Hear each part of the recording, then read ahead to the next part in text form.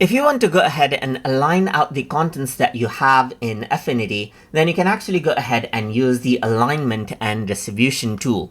So to do that, I'm going to go around over here and let me just go ahead and select out this polygon tool right here. I'm going to go ahead and resize and choose, let's say for example, a color for it. So let's just go around over here, hold Control and click and drag to create out copy right here, just like this. So if I were to go around over here, you can see that I have these different shapes. Let's just go ahead and to make it interesting, I'm going to go ahead and change it into different colors right here, just like this.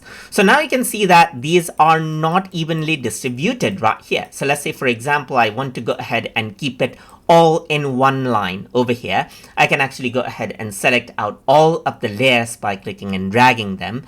And by right clicking, you can see that alignment is an option. If I were to go around to top, you can see that it takes the topmost layer as a reference and aligns everything to the top. Let me just press Ctrl Z. So over here in alignment, you can see that I can also choose bottom. So it'll choose the bottommost shape and align it to the bottom if you were to do that. If I were to go around over here onto alignment and middle, then it takes the average length right here from the top and bottom section and aligns it to the middle. Apart from that, you can align it to the left. So it takes the leftmost object, as you can see. You can align it to the right, as you can see. You can even go ahead and align it to the center, just like this as well. So this is the different ways by which you can go ahead and align it. So you can go ahead and arrange it out according to how you want. Apart from that, you can also go around and select this, go to a layer right here, and here in arrange, you can actually see that there's more option. So here you can go to align and you can see that left, right, top, bottom, everything is there. Let's just align to the top. Besides that, you can actually see that the gaps in between these shapes right here are not equal. So this one is larger, this one is smaller, as you can see.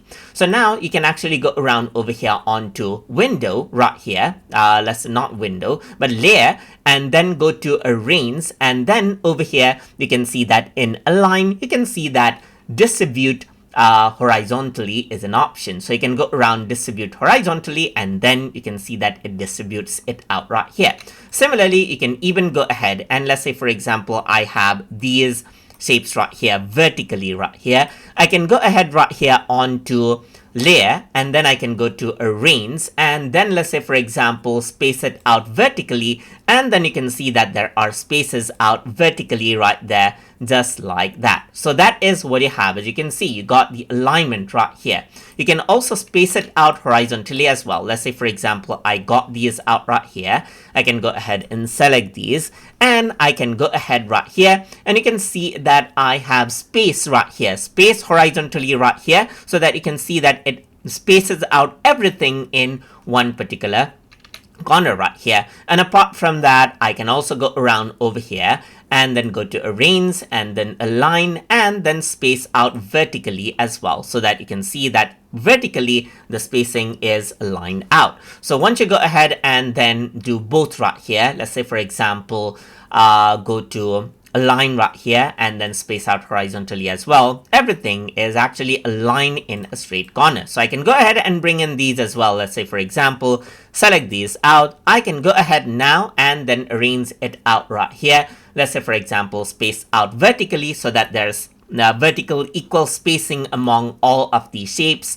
And then you can go ahead and then like space horizontally now, and you can see that they all get arranged out with equal space among them. So that is how you can go ahead and work around with alignment and distribution inside of Affinity.